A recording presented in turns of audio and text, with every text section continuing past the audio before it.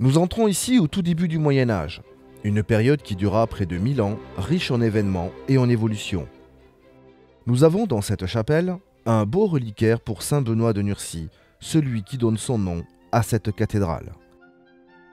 C'est le fondateur du monachisme en Occident au VIe siècle après Jésus-Christ. La règle de saint Benoît est encore aujourd'hui suivie par les moines bénédictins près de 1500 ans après sa rédaction. Elle a inspiré les règles de nombreux autres ordres.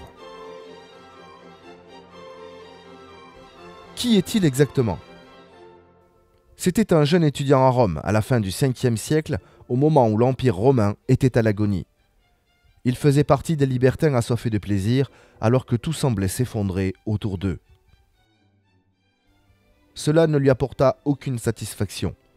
Il visait plus haut, il partit plus au sud à la recherche de Dieu. Pour le trouver, il alla s'isoler. Il s'installa dans une grotte. À 20 ans, sa réputation était telle qu'on lui demandait de guider d'autres quêteurs de Dieu. Il s'installe alors dans une ancienne forteresse sur le mont Cassin, où il finit sa vie avec la réputation de faire des miracles. Et l'esprit de saint Benoît se perpétue encore dans de nombreuses communautés, dont celle d'Ancalcat et de Dourgne, à quelques kilomètres de Castres.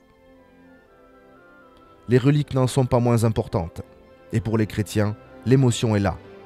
Voir, toucher ce qui fut peut-être un saint. C'est un peu plus entrer dans l'histoire de ces quêteurs de Dieu.